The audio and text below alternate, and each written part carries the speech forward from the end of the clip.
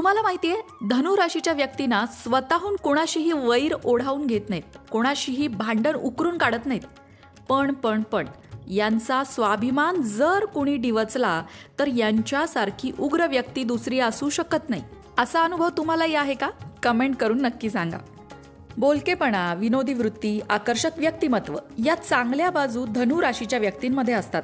तर अशा या धनु राशीच्या व्यक्तींसाठी ऑगस्ट महिना काय घेऊन आलाय, चला बघूया. सगळ्यात आधी बोलूया धनु राशीच्या लोकांच्या आर्थिक स्थितीबद्दल. आर्थिकदृष्ट्या ऑगस्ट महिना धनु राशीच्या लोकांसाठी सामान्य ते चांगला राहील. म्हणजेच काय, नुकसान करणारा असणार नाही. झालं तर चांगलंच होईल.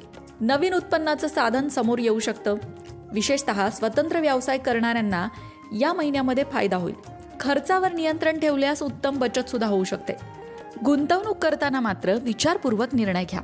त्याचबरोबर तुम्ही याआधी जी गुंतवणूक केलेली आहे, मग ती शेअर्समध्ये असेल किंवा रिअल इस्टेटमध्ये असेल किंवा आणखीन कुठल्या गोष्टीमध्ये असेल, ती पूर्वीची केलेली गुंतवणूक तुम्हाला या महिन्यामध्ये फायदा देऊ शकते, असं ग्रहमान आहे.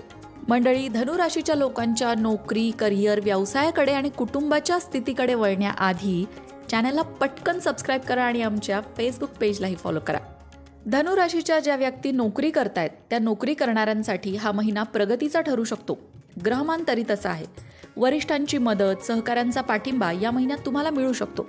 काहींचं नोकरीमध्ये स्थानबदल होण्याची किंवा नवीन जबाबदारी मिळण्याची सुद्धा शक्यता आहे. सरकारी नोकरीत असणाऱ्यांसाठी काळ उत्तम म्हणावा लागेल. परदेशात नोकरीच्या संधी शोधणाऱ्यांसाठी सुद्धा हा काळ अनुकूल ठरू शकतो. तुमचे प्रयत्न मात्र योग्य दिशेने व्हायला हवेत. व्यवसायाचा विचार करता व्यवसाय वाढ आणि व्यवसाय विस्ताराचे संकेत या महिन्यात आहेत. नवीन करार, डील्स होऊ शकतात. भागीदारीत काम करत असाल तर पारदर्शकता मात्र ठेवा. ग्राहकांचं समाधान महत्त्वाचं आहे, हेही लक्षात घ्या. जुन्या थकबाकी वसूल होण्याची शक्यता या महिन्यात तरी आहे. कौटुंबिक जीवनाचा विचार करता कुटुंबात सामंजस्याचं वातावरण राहील. घरातील एखादं शुभ कार्य मन प्रसन्न करेल. वृद्ध आईवडिलांच्या आरोग्याची मात्र काळजी घ्यावी लागेल.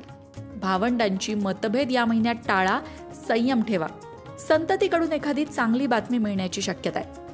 प्रेमजीवनाबद्दल सांगायचं तर प्रेमसंबंधांमध्ये गोडवा राहील, पण काही मुद्दे जे आहेत ना, जे तुमच्यामध्ये गैरसमज करणारे मुद्दे आहेत, ते टाळण्याची गरज आहे. विवाहित लोकांसाठी हा महिना समजुतीने वागण्याचा आहे. जोडीदाराची साथ आणि समजूत तुम्हाला मिळेल, पण त्यांना वेळ द्या आणि थोडंसं समजुतीने तुम्हीही वागा. विवाहासाठी इच्छुक असणाऱ्यांना चांगल्या संधी समोर येऊ शकतात. चांगली स्थळं येऊ शकतात.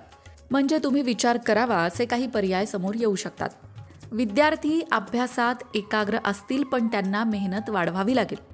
खास करून स्पर्धा परीक्षांची तयारी करत असणाऱ्यांसाठी हा महिना योग्य नियोजनाचा आहे. उच्च शिक्षणाच्या दृष्टीने परदेशी संधी जे शोधतायत त्यांच्यासाठी सुद्धा हा काळ अनुकूल ठरू शकतो. शिक्षक आणि मार्गदर्शकांचा सल्ला उपयुक्त ठरेल.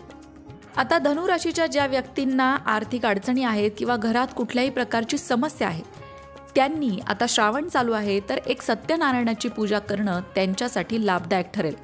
खास करून श्रावणातला एखादा गुरुवार बघा आणि त्या गुरुवारी सत्यनारायणाची पूजा करा. तुमच्या घरामध्ये प्रसन्नता ही पूजा घेऊन येईल. घरातल्यांच्या मनात असलेली नकारात्मकता ही पूजा दूर करेल. आता ज्या धनु राशीच्या व्यक्तींना अशी समस्या आहे की उत्पन्नच वाढत नाहीये, नोकरीमध्ये यशच मिळत नाहीये किंवा प्रमोशन मिळत नाहीये किंवा म्हणावा तसा पैसा घरात येत नाही आणि तो टिकत नाही, तर यावर एक मात्र उपाय म्हणजे श्री सुक्ताचं घरात रोज पठण व्हायला हवं.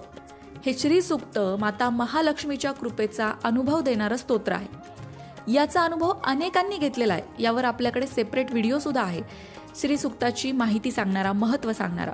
हे श्री सुक्त तुम्ही नक्की म्हणून बघा. माता लक्ष्मीच्या कृपेचा अनुभव येतोच येतो. मंडळी, तसे तर धनु राशीचे लोक हे स्वतःच्या कामाशी काम ठेवणारे असतात. कुणाच्याही आध्यात मध्यात पडत नाही.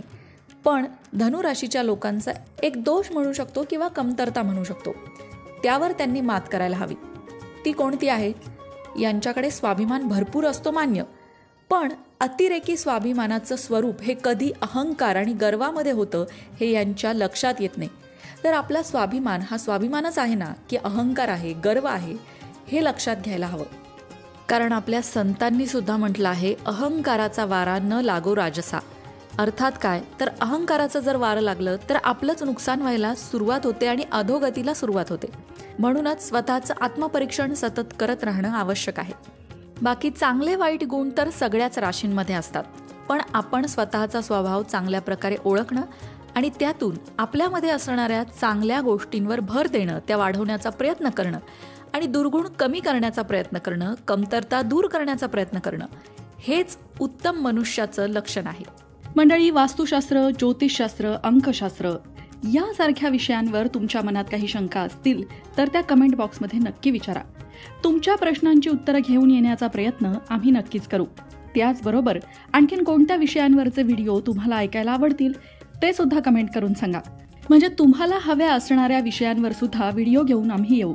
ज्योतिषशास्त्र, अंकशास्त्र, वास्तुशास्त्र यांसारख्या विषयांवरचं योग्य मार्गदर्शन तुमच्यापर्यंत पोहोचवण्याचा आमचा हा प्रयत्न आहे. तेव्हा तुमच्या शंका कमेंट बॉक्समध्ये नक्की विचारा.